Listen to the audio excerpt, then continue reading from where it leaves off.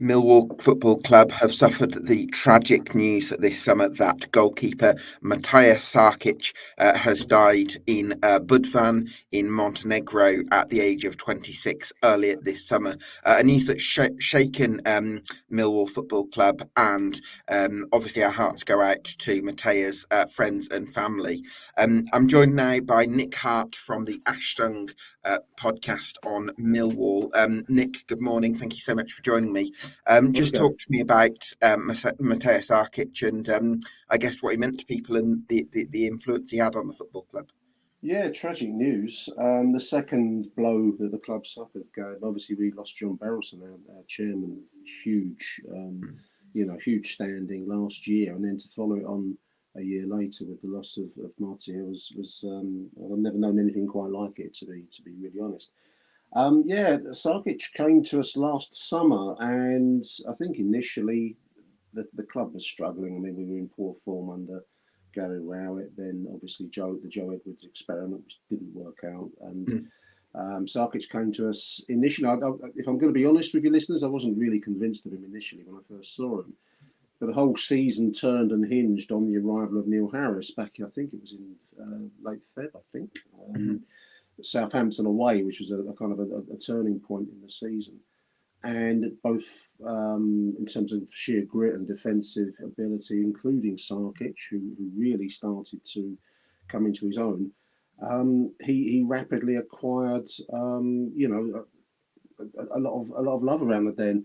I never knew him. I never met him, so I can't really speak to you on any kind of personal level. He seemed, and everything I've read about him seemed to speak of what a nice guy he was. He seems well respected within the squad. Some nice stories were published online after his sad passing. But no, I think Matija was instrumental, along with the whole side, in truth, in turning the season around, which takes courage and guts to do that, along with the management. To lose him was a blow, because I thought he was looking very well established. By the end of the season, I changed my view of him. He was looking like one of the better goalkeepers I've seen in a Millwall shirt. So that I wouldn't have said that at the start of the year.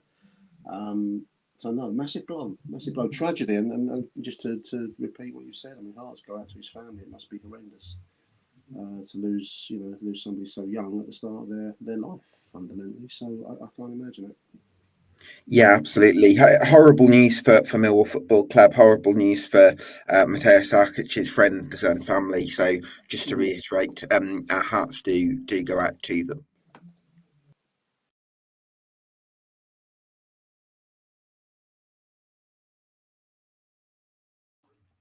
Welcome along to the latest EFL Debate Summer Deep Dive. One of 72 we'll be doing across the EFL club by club between mid-June and mid-July. A few uploaded as well to YouTube and Spotify, so you can go and get yourself subscribed. For now, we're joined to talk about the Lions once again by Nick Hart, as mentioned at the top of the show, but from Achtung Millwall, the Millwall Podcast. Nick, thanks so much, as I mentioned earlier. So last season for Millwall then, Neil Harris did a great job of rescuing you from after taking charge in February. You mentioned that Southampton game was a key part, and I think you won a few games after that. So I guess my big question, and I've got it in the sort of the intro graphic, do you think that Neil Harris and the fourth part of his association with Millwall, can it be more than a firefighting exercise? The fire was last season, Gab. So I think if it was a firefighting exercise, that was done when we secured, our championship status. We said already the season hinged on Neil's return. We were looking doomed. I don't want to overplay it, but I thought we were leaking water on all fronts. The Joe Edwards experiment, which I was really excited about initially, just didn't work for many reasons, I think, but. Certainly by the time he left us, and if memory serves, that was a 2-0 loss at home to Sheffield Wednesday, one of our relegation rivals, so to speak, at the time. I thought we looked out of it. And for Neil to come in, I just did a check before we came on air here. 13 games, last 13 games of the season. We won 8 of them, drew 2, and lost 3. Not the most beautiful style, Gab. I mean, this wasn't one for the purists. It was a grind, and that's what Mill's all about.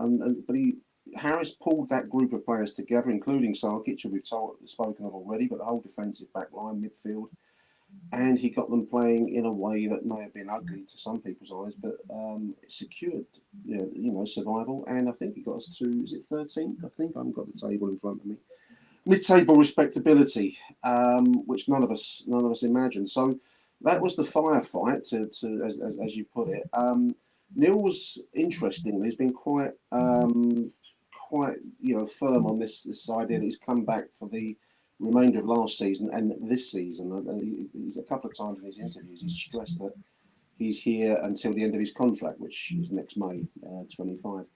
And I find that quite interesting because it's going to be a strange season if he is indeed intent on not staying on. Whether that means he's going to be within the club structure in some form, I don't know, or whether he wants to go on and test himself elsewhere after Millwall. I think he's an ambitious manager. I think he probably feels he's like many players, many managers. They make their name at the Den, and there's always this sense that that's their theatre.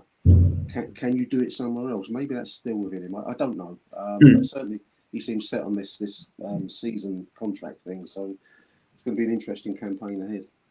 Yeah, I have conflicting views on this, Nick. I certainly think Neil Harris was the right person to galvanise Millwall because he's somebody that everyone at the club loves, and the fact that he's delivered results before and he knows how to make the Den a fortress. So those things are really important, especially when it comes into a dogfight and you've got to, you've really got to galvanise. At the same time, there's part of me thinking if we're judging him objectively as a coach, I'm not sure he would have got a championship job at that particular point in his career without necessarily having that prior association with Millwall. So I'm kind of questioning how much stock do you put in that, and also with the quality of coaching in the championship possibly getting better, and maybe being a bit stronger than it was 5 years ago when he led you onto that playoff charge. I'm wondering if he can still do it and still get those sorts of results and still be that person to take Millwall forward. I really hope he's listening to this podcast and listening to you say that, Gab. I really, really do, because that's the kind of thing that he loves. That's the kind of energy the club feeds off of. Can we do it? I hear a lot. I mean, as you can see, listeners or viewers can see, I've been around the track a few times. I've been following the Lions since the 1970s. So I hear a lot nowadays about everything's advanced, everything's more modern, everything's this and everything's that. All I really want to see from a Millwall side, if I'm going to put my cards on the table, is I don't really care for beautiful fun. I don't really care about playing it out from the back. Sure. I don't really care what kind of shape midfield. I just want to see some good, solid Millwall style football, which means solid challenges, getting the ball forward, creating chances, a lot of which hasn't happened enough in recent times at the Den. That's one of the reasons why. Despite what might look like a successful period for Gary Rowett, we never loved him. Was that phrase in the Brian Clough movie? No one loves you. It was not a. It was a marriage of convenience rather than any kind of love marriage with Rowett. Edwards tried to change our shape a little bit into something like playing out from the back, like Manchester City and Barcelona do, and that failed. I just want to see a Millwall side, Gab. Now, if that means that we don't play to a style that is modern, so be it. I'll take it all day long. I want to see fast attacking football.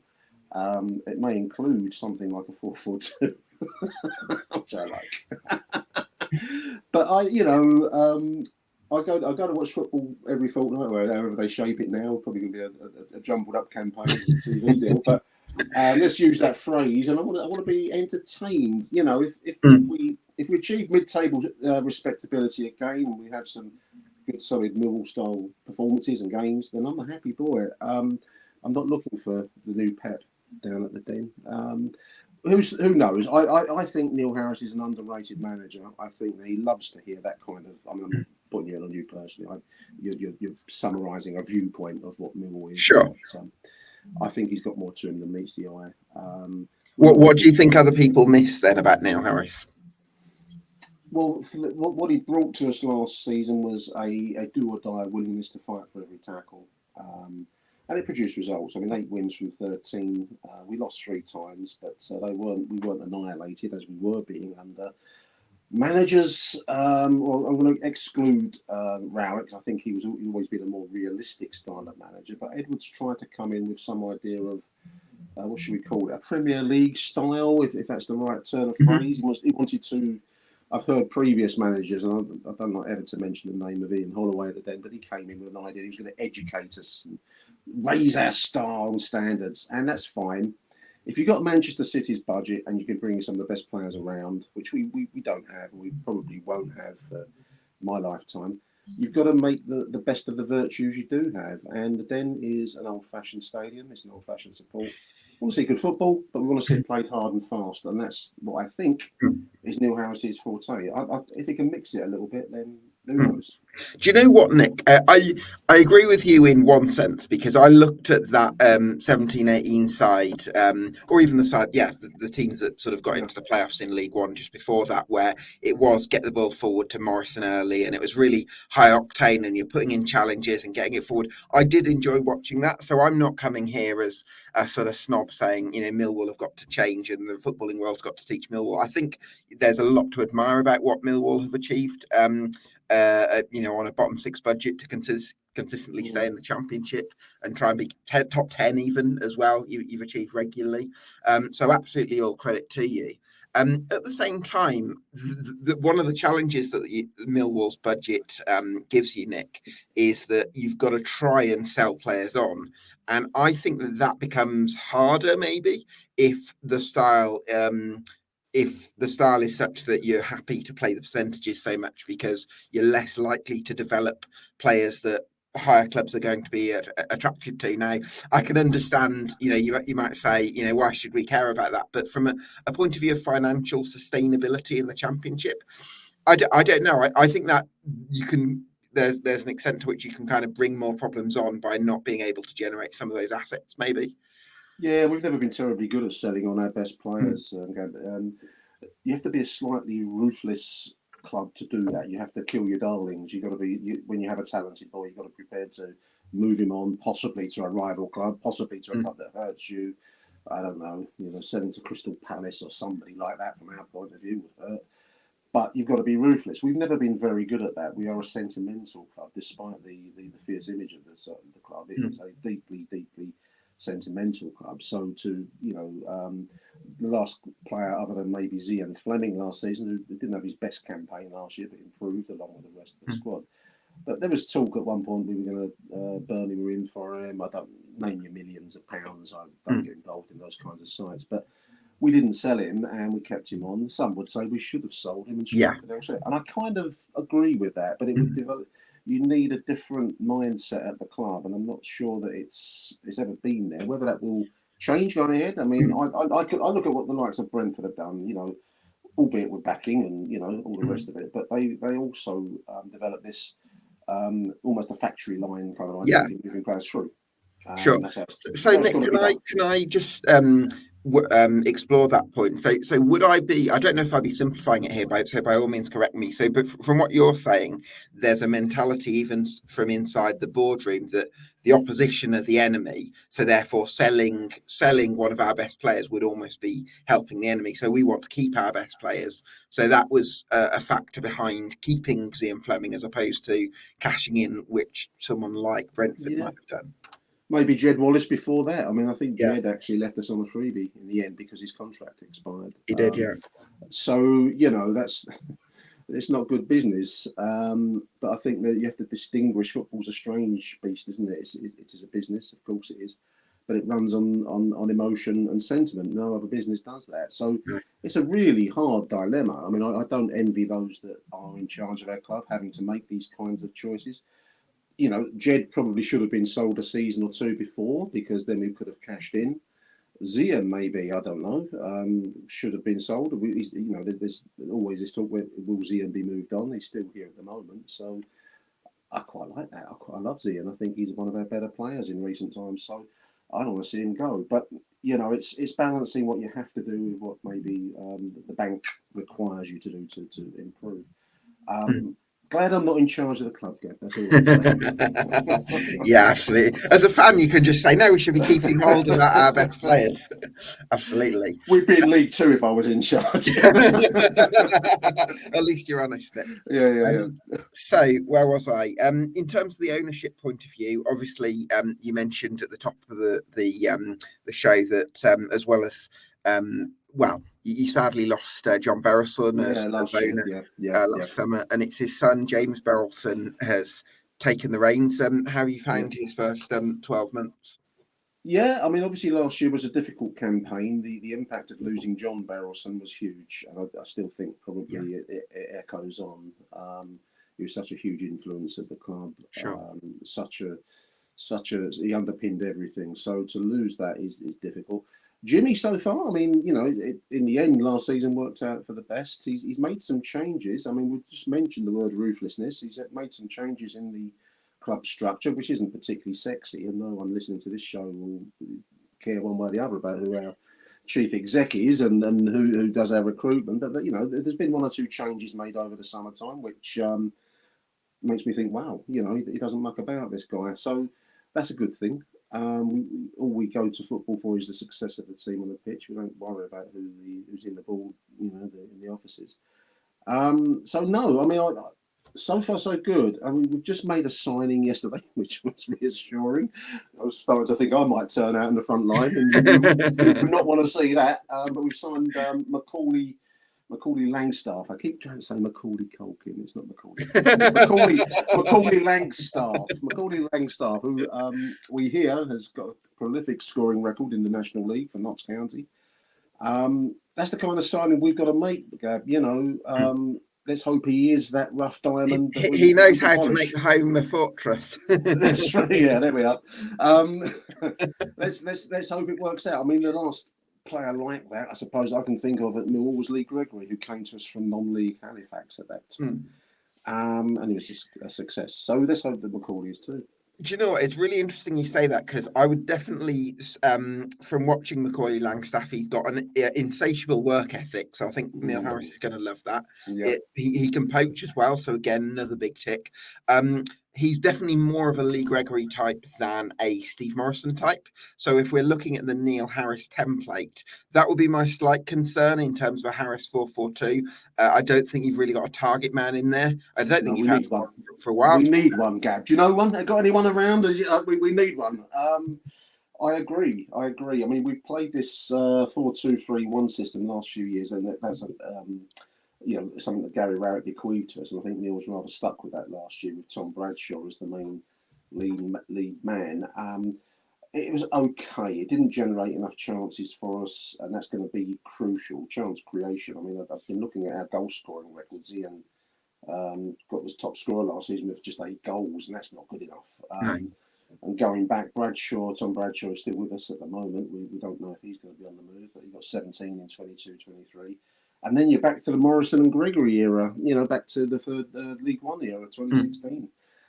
So we haven't had a decent goal-scoring striker for a long while. We do need one. We've a lot of Neil Harris's tenure the first time around was searching for that main man, that big striker. We've gone chasing after Kiefer Moore a few times. I really hope we don't chase after Kiefer Moore anymore, because I've had enough of rumours about Kiefer's might be on the train down to Houston or something, But we need something or somebody like that, and finding that is not easy. But I know what you mean with Langstaff. He looks like I've not seen him play, so I might be doing a disservice, but he does give you a sense of Lee Gregory, and Gregory needed his Morrison, so that's going to be another big thing. Can we get anyone to go alongside him, or what formation we're going to play? So, Kiefer Moore would be a great signing, to be fair. I don't know whether you could afford his wages, but I think given how important a target man is to the way Harris's sides want to play, then that's a pretty obvious one.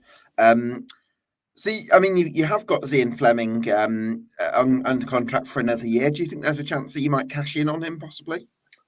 There we're back to that conversation again, aren't we? Will we take the money? I mean, genuinely, I don't know. Right. I think that's a debate that's goes around in circles and amongst the Millwall scene. I think we have to start to cash in for the reasons that you and I have touched on this morning. Whether we will do or not, or whether Zian is seen as an alternative striker. I don't know that he's a natural target man striker, but I don't know. Remains to be seen. But there are other players. We need to strengthen elsewhere. Unfortunately, now we need a goalkeeper. So, that's going to be another area that needs to be strengthened. But when you look at the side that did so well last season, three of them, and a good, it's a good third of the side were on loan to us. So we've got Michael Obafemi, we've got Ryan Longman, and at the moment, Jeff at Tanganga. We don't know whether the bids are in for Jeff at the moment. I really hope so because he looked excellent. But there are other areas that need to be strengthened. So there's a lot of change that needs to take place. Whether the strike force is another slight sticking plaster or not, I don't know. We will see. But yeah, it's a problem. Where are you at with Connell Trueman? Because he's, I think he's going to be in his mid-20s now. So is he going to want to carry on being a number two, or will he want to try and establish himself a bit more? Do you know what? I've never actually seen him play, Gab. That's a good question for one of Mill's leading podcasters. I do believe you've got to be honest when you do these kinds of shows. I appreciate I've never actually seen him play. He's been on the bench a few times. If he's played, I don't remember seeing him.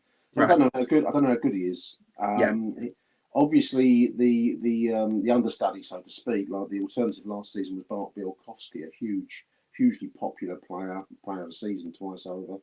And a big giant of a goalkeeper as I would picture him. Sarkic, when he came to us, didn't look quite, he slightly looked smaller compared with Bart in goal, and he grew into the role. So we don't really have a chance to see Connell. Now, whether this is Connell's chance, we'll see. Obviously, it can be interesting to see who takes the field in the pre-season. I can't imagine we probably haven't got many other choices but Connell at the moment. So yeah. Big opportunity for the boy, mid-20s, the man. It does. You do get a sense that we're going to need to strengthen goalkeeping. The Tanganga question is another one in central defence. How important would it be to get him back? Fantastic. There's a lot of people hanging on, almost refreshing Twitter as you and I are speaking to each other now, waiting for the video tease or whatever they do. It's probably more interesting than watching us. Possibly. So yeah, I mean, there's a lot of change. I mean, I really like the look of Ryan Longman, who was on loan from Hull to us, but I did read, and I shouldn't look at these web pages on these Twitter feeds, but he was going somewhere else. Who knows? Michael Obafemi did well for us, but he's not part of Mill's plan. So right. A lot of change, a lot of interesting signings yet to be made, Gab. I think that's probably the best way I can put it to you. Jake Cooper, Nick. For me, he's one of the best aerial box defenders in the Championship. He's going to be crucial this season, isn't he? Yeah, big player. Physically huge. I don't know. I've stood next to him and he towers. I'm not a short bloke, but he seems to be up in the gods. He is a big player for us in all senses of the word. Jake is a great defender, but he needs another good defender with him. That's my experience of Jake. We've been blessed to have Sean Hutchinson, who's now left the club at the end of a long period of. What a servant, by the way. Yeah, great servant for the club, and a rock in central defence for us. And much of his time, I think, injury and Father Time catches up with us all in the end, listeners. Tanganga stepped into the role, and Jake looked really good. With the Tanganga-Cooper combination in central defence was as solid a duo as I've seen in a long time down at the Den. So much depends really on who's with Jake, but I do agree he's a solid defender. We'll probably get into any. You always look at how many players do you have that would walk into most clubs in the league, and I think Jake would do. I think Zian would do, and we've just been a bit short on players where you'd say that in recent times. So Cooper's a big figure. Certainly is. McNamara's been around the squad for a few seasons now, Nick. He's a right back by trade, but last season he was filled in at left back a lot, and I'm just wondering, are you expecting Neil Harris to operate with more of a conventional left back next season and have McNamara competing with Ryan Leonard for right back? That's going to be another signing question because injury left us short on the left side, and Danny filled in. They filled in brilliantly, incidentally. I want to And while we're on the show, I want to take my hat Sure. off to Danny Mack because he is a right back, a good right back, and that will be his expected position. So to fill in on the left side and to be part of a side that in the end pulled it together to fight their way out of a hole as they did, and the defence was a crucial part of that. Is a big tribute to him. So I want to take my hat off to Danny Mack. Whether he sees himself long term as a left back, I kind of doubt. I mean, you ideally want a left-sided player in that spot, which means another signing almost certainly. Ryan Leonard operated brilliantly at right back. He, by trade, he's a midfielder. And I've seen him play central defence in his time. Midfield, he's a great midfield player. Driving, kind of old school. He loves a sliding challenge, doesn't he, Ryan Leonard? And he's a brilliantly timed sliding challenge, Gab. So he's I'm just trying to think what I'd compare him with. I'm going back to Brian Robson in his prime. That kind of driving figure in midfield. He's filled in at right back. And I was thinking more Kevin Muscat, Nick. I'm conscious of the laws of libel and things like that on these shows, Gav. Muscat had a kind of an edgier quality to him. That's my diplomatic. Everyone who saw Kevin Muscat play loved him at the Den. I loved him. He was. I meant it as a compliment, Nick. Honestly, he walked the tightrope, but a very good player as well. That was the thing. He had all of the obvious, but he was a very good player. Ryan Leonard's a very good player. So yeah, I don't know. I mean, both of those players, Danny Mack and Ryan Leonard, did so well for us last season, but they're both filling in. So I'd like to see us get away from the filling in sense, and where it's sellotape and sticky plastic holding it all together, and move it into where Leonard is a midfielder and Danny plays on the right, and we have a decent left back. So it's going to be interesting to see what signings we make. There's a lot to be not on the agenda. Certainly is. Where's Wes Harding at? Because behind Jake Cooper, he was actually the most used centre half last season. Yeah, Wes. I don't know whether he fits into Neil's plans. In truth, right. We didn't see much of him. We saw him early in the season, and I think he probably he was part of a side that was generally failing under various managers that were one way or the other not, weren't producing the best in the squad. Now we haven't seen Wes much towards the end of last season. I don't really know. I did see rumours he was on the move, but again, you don't know how seriously to take those kinds of rumour sites. I like Wes. When we did see him, he looked like a solid player. I'm not sure that he fits into Neil's plans. I don't know. It's going to be interesting. But I did see his moves were talked about. Let's see. Murray Wallace, then, Nick.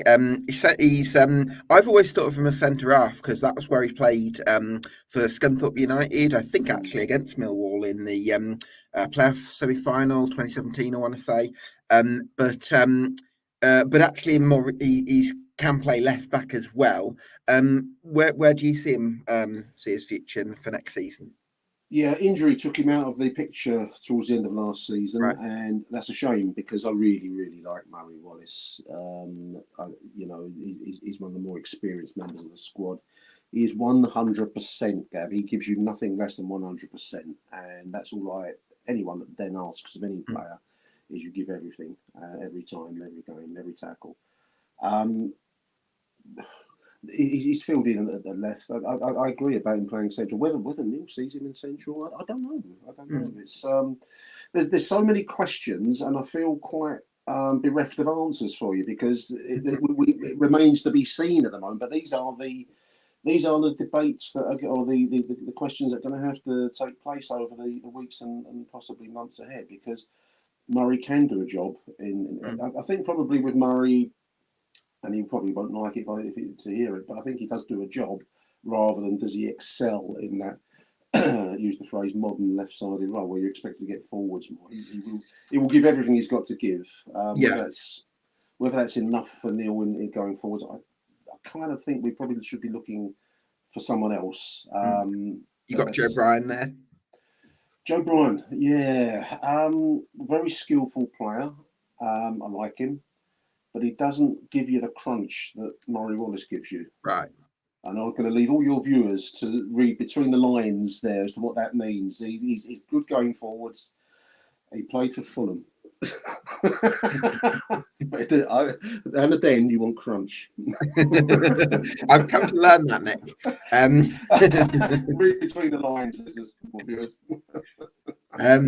So a couple of wide men I wanted to touch on, Nick, because this is quite an exciting area for me. You've got Imaku and Romain Esse, who have both come through the academy, I think. So I'm wondering, do you think they could be due a breakout season next year? I really, really hope so. Okay, I love both players. Esse never really got a run in the side. Looks a hugely talented boy.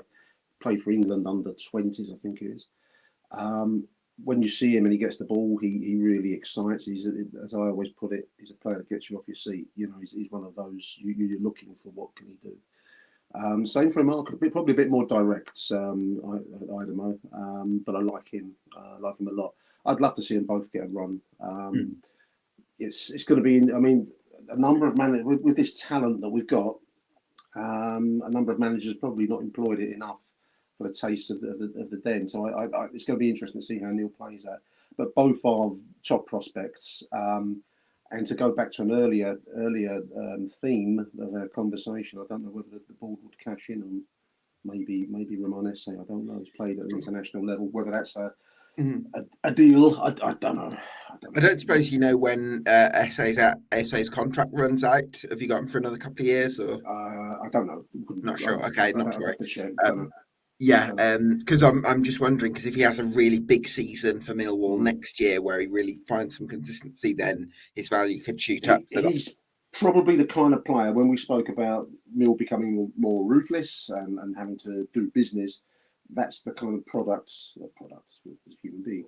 That's the kind of person that we need to be looking at, the talent, where you need to think, well, there's a huge value there. So it's going to be interesting to see a lot of questions at the club. It's going to be a season of transition and change, in my opinion.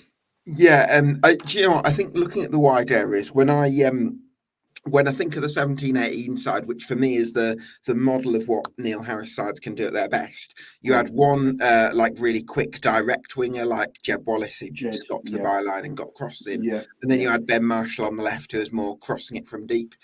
So I'm wondering, do you think that Imaku would be more in the Jed Wallace kind of mould, and then Esse could be more of a Ben Marshall type?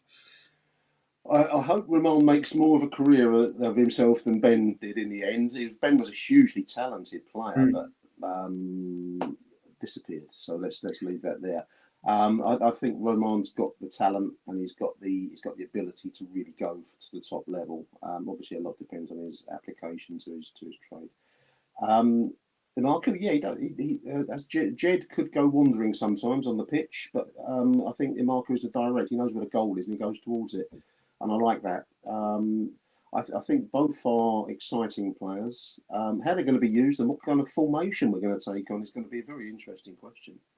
It really starts from what setup are we going to go with, and you fit your pieces of the jigsaw in accordingly. But no, to answer your question, I think that I don't even know whether the Neil Harris model, which is what you touched on, because there's this idea that Neil Harris is this fixed, templated manager, and I think I'm actually wondering whether he does change things in some way. Yeah, he said himself he's moved on as developmentally. Sorry. It's interesting actually you say that, because I think at other clubs he's played different formations. So now, was it 4-2-3-1? I think he used at Gillingham, and it might have been another different formation at Cambridge. I'm not saying he's necessarily going to be wedded 4-4-2, but I wonder if at Millwall that might be a formation that he's going to like. So I would love it. I know you would. If you're listening, Neil, I'd love that.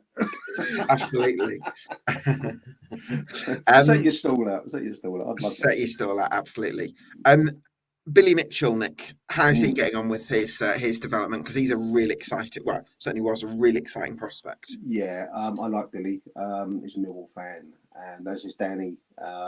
These kinds of players have quite high expectations put on their young shoulders. If you're a Millwall fan playing for the Millwall team, your expectation levels double compared with anyone else that hasn't come through through the system, so to speak. Billy's really come a long way. I think he did well last season. I would imagine, I don't know, I would imagine that Neil Harris sees him as an integral part of the squad going forwards. I had a jolt when I saw during the summertime we sold Alex Mitchell to Charlton, and the headline was Mitchell joins Charlton. I thought, oh my God, we've sold Billy. We're not, and it wasn't Billy, it was Alex. So I would hate to see Billy fall by the wayside. Committed player what, Nick? and talented.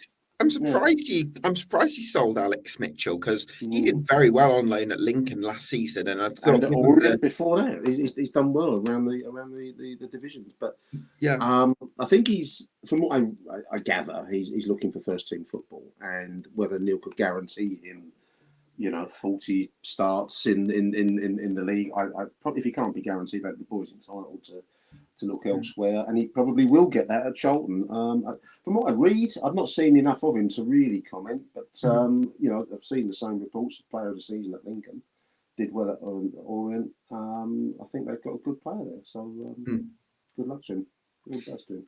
Yeah, Casper Dinor, Nick. With sort of bit of a Sean Williams type player there. Yeah, I like Casper. Bit of Belgian artistry. He's got that little touch of the continental touch, which we do love a little bit of that down the den. Not too much, but a little bit.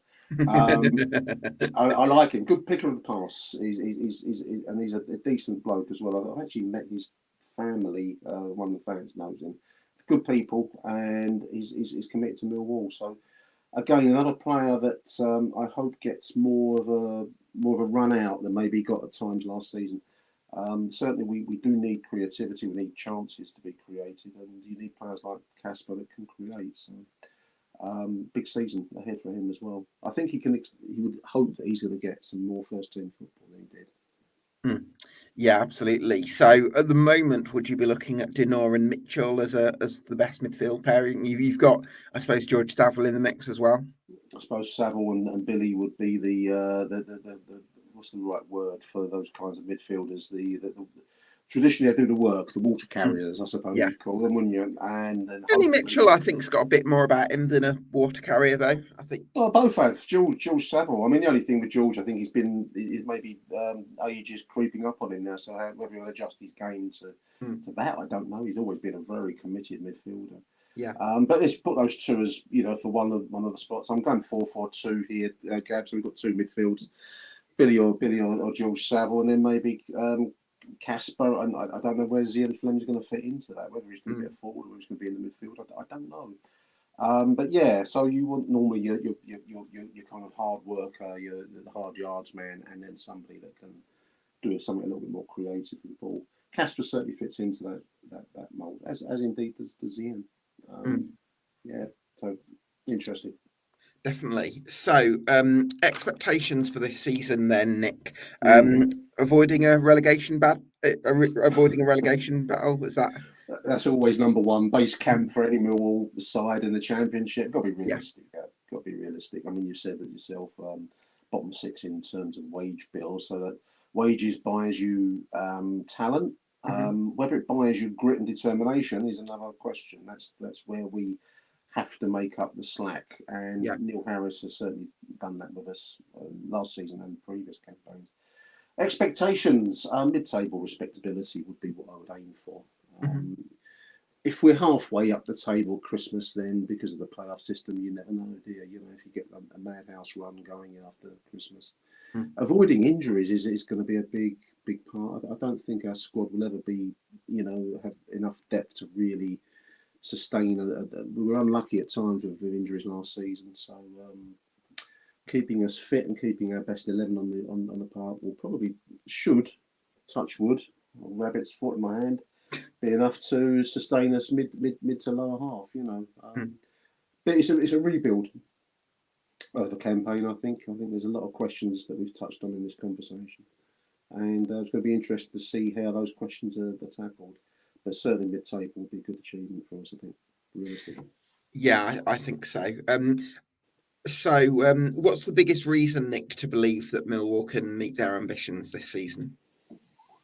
We're in good hands, aren't we? Neil Harris is Mr. Millwall. I can't imagine him. I know he'd love to think probably he can manage elsewhere, but it's sometimes some players. Steve Morrison is forever associated with one club, whether you like it or not. There's been other players over the years that and managers perhaps that have found their theatre at the Den, and it is what it is. I do believe we're in good hands both managerially and off the pitch. The Berylson family underpin everything, and as long as we are stable with the Berylsons, who have shown themselves to be such huge, friends of the club, then we're in good shape. Personally speaking, I think that whenever we've flirted with changing away from the idea of Millwall being this kind of solid family club, it always gets a bit wobbly. I think hopefully we can find ourselves and build on that next season. Yeah, absolutely. Definitely one of those things to admire about the club, and the community work that's been done over the last 5-10 years. Something to applaud. What's your biggest reason for doubt, Nick? Doubt. 52 years of Millwall support, Gab. Every season begins with hope, and then ask me about 5 o'clock on. Oh no, not 5 o'clock now. Is it some 12:30 kickoffs? I hate that. 12:30 starts all for TV, so it'd be about 2:30, I suppose. Ask me then on that Saturday, the 10th of August. Doubt. We are a small club. I mean, we actually did well with filling the Den up. We were achieving some big crowds at the Den last season thanks to some good marketing by the club. So it was getting 15, 16, 17,000 crowds, which is unheard of, other than for odd big time occasions last season. So we did well, but we're always going to be a small player in amongst. You look at some of the names in the division, Leeds, for example. Sunderland are still knocking around, I think. Oh man, you've got now Sheffield coming back down. You've got some big clubs there. So we like to be the underdog. We're at our best as the underdogs. We're never any good when we're the favourites, but we're always at our best when it's backs to the wall and no one expects Millwall to do it. That's when we're at our best. So doubt, well, injuries maybe. If we make signings and they don't work out, then we're rapidly into a comparatively thin squad. So that would be my only concern, really, I suppose. But get the Den on side, Gab, and you've got a massive weapon. That's all. Get your hope. You've got a few of them. get that going. Play the right football. Get the Den on side, and you're in with a shout against anyone at the Den. So yeah, absolutely. So Nick, what's give me a number between 1 and 10 to denote your level of optimism for the season ahead. Optimism. Oh wow. I'm optimistic for the season. Yeah, no, I'll give you an 8 or a 9 for optimism because I see no reason why we should struggle.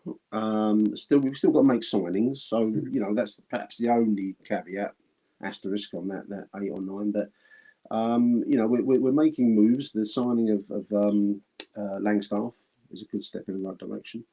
And that's exactly the kind of signing I would hope that we would be making. An relatively unknown player. Yes, he's late in his career, but he scores goals, and let's give him a shot. So, no, I'm optimistic. Always optimistic. Can't be pessimistic. As long as there's Millwall around, you've got to be optimistic in this life. Absolutely. 8 or a 9. There we go. Nick, thanks so much for your insight from the Achtung. How do you pronounce it actually? It's German, Gav. It's German. Achtung. Achtung. Millwall Podcast. Achtung. Millwall. Clear your throat. Achtung. It comes from.